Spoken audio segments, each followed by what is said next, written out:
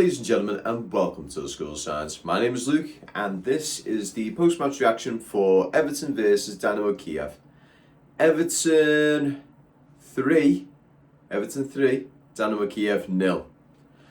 Now, that game was a tale of two halves. First half, we started out decently. We were doing decent presses, and first goal coming in within the first 10 to 15 minutes. A nice looping Dominic CalvertLewin header, getting over the keeper to get behind the line. Now, that one, I would like to say it was a great goal by CalvertLewin, but it was more somewhat silly blunder by the Kiev goalkeeper.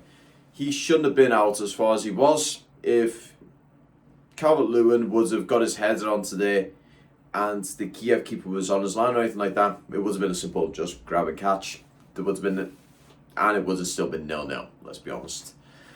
So as the match progressed in the first half, Dynamo Kiev started to turn the cogs a little bit more, starting putting a little bit more pressure on us and forcing Pickford to make some good saves. Now, in terms of the back line, I couldn't fault them too much in all fairness. They played well, everyone did their part. There were a couple of blunders here and there, but these were minor ones at the most. Like, the team was pretty much at its best performance so far the pre-season by a long shot. Tarkowski, we can definitely see he is the defender that we are in dire need for. He's a solid man at the back line. He's able to actually command that back line and the midfield to an extent. And he's able to make some brilliant long passes into the midfield or even deep up to where the strikers are. So he's doing everything pretty much perfectly at what we need. So yeah, Pickford made some brilliant saves. Gordon couldn't fault him too much. He made some good runs and everything like that. Also, if you've now got your season ticket, you probably noticed this little guy. This is the pin that came included with the season ticket, which is great actually. It's a nice little pin, I will say. It's a lovely little Everton Prince Rupert tower in a nice royal blue. I just figured, hey, screw it, I'll wear it, see if anyone notices it at first. The only problem is I can't tell whether it's straight or not. This is the problem with it. The way it's lined up and everything, you can't tell whether it's properly straight. That annoys the hell out of me. But yeah, I digress. Everyone did well in the first half. I will say though, one thing I did actually notice, both first half and second half, Anthony Gordon, yes, he's getting himself around, he's mobile, he's quick, he's very well paced, but he's doing it a little too much. He's going to get himself burnt out very quickly if he has to do that throughout this entire season. So what we need to try and do is just sort of pull him to the side and say, look mate, what you're doing is great. I can't fault you when you're doing your runs like that and everything, but pick your runs. In a situation where he was actually running left, right and centre, he was putting 100% in, going across the field, like literally width of the field. He shouldn't have to be doing that. What he should be doing is easing off the burners a little bit, maybe doing 60 to 70% when he's trying to pursue the ball. And if he sees a player make a mistake, make an error, sort of misjudge where the ball is and sort of stumble a little bit where he can get an extra yardage on it, then put the burners on and do your 100%. But yeah, other than that, first half we were decent, sort of started to peter out as time went on.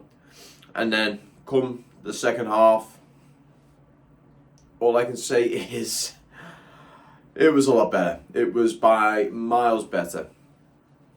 When we came out in the second half, we really pressed them, did what Frank Lampard likes to do, and we pressed high, made it a lot more difficult for them to try and break past the halfway line, and we just kept at their defence over and over and over again. And then once the changes started getting made, so the likes of Dele Alli coming on, so that was actually that kind of surprised me a little bit.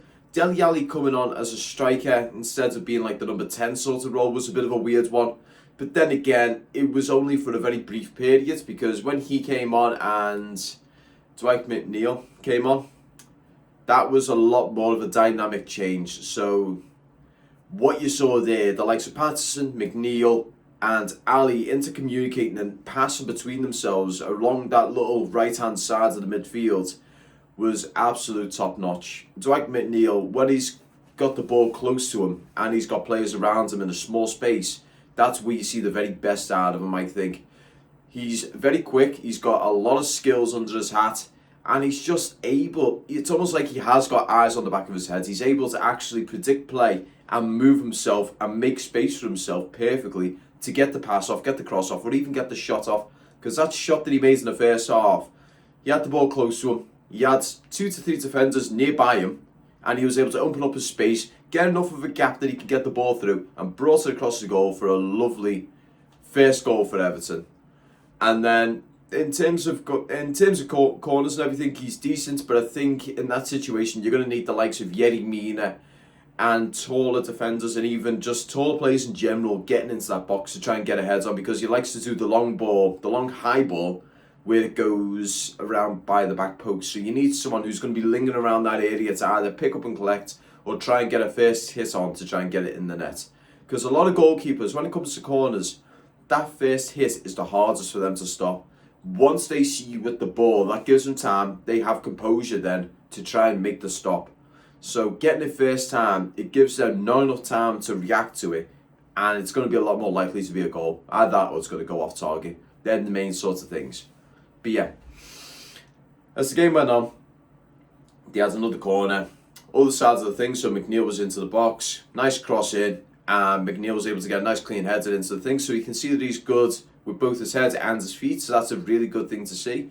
Now, with him having the number 7 shirt, I know for a fact there's a lot of weight on that shirt, because originally that was the shirt of Richarlison. So he's now got the sort of weight and expectation of holding Richarlison's sort of flame and saying, this is now my flame.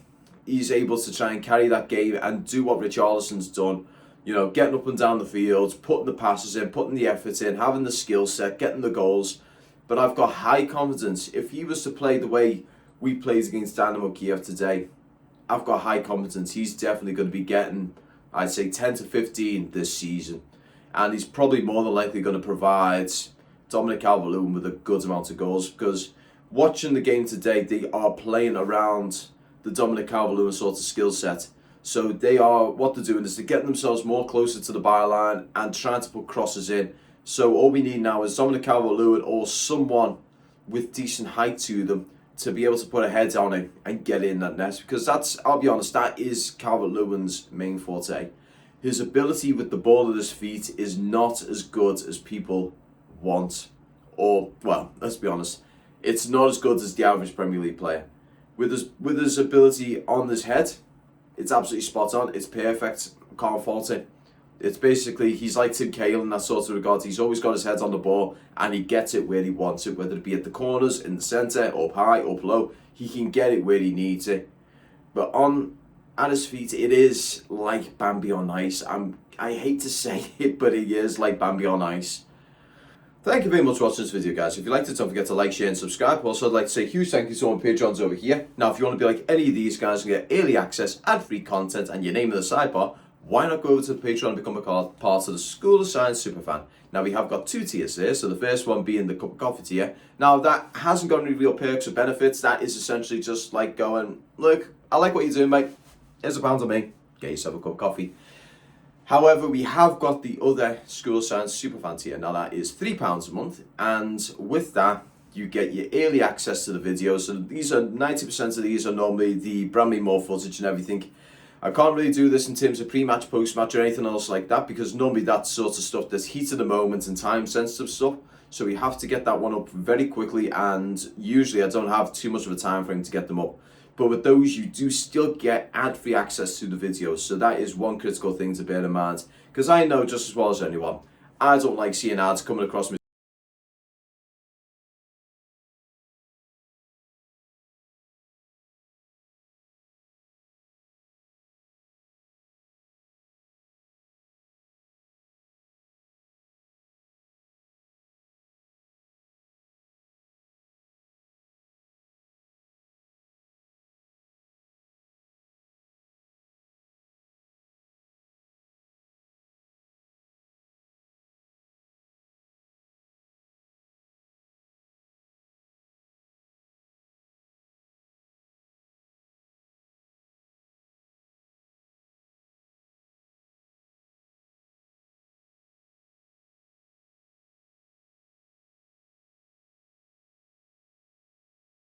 Pretty happy with this one, to be honest.